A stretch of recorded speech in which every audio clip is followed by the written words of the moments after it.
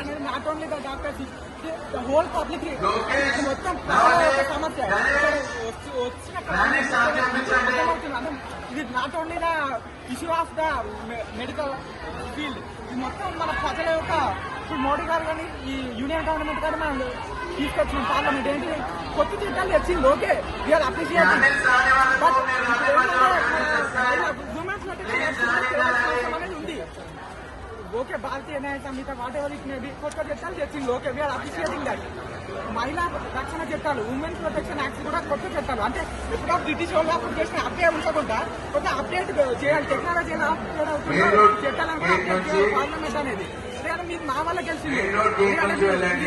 Democratic country ఇది, not only ఇదేదో dictatorship కానీ అలా కాదు, ఏదో నాటి కొద్దిగా కిమ్ ఇలాంటివి కాదు. ఇక్కడ ఏంటి, ఇది ప్రజాస్వామ్య దేశం. కాబట్టి మీరు ప్రజాస్వామ్య దేశం,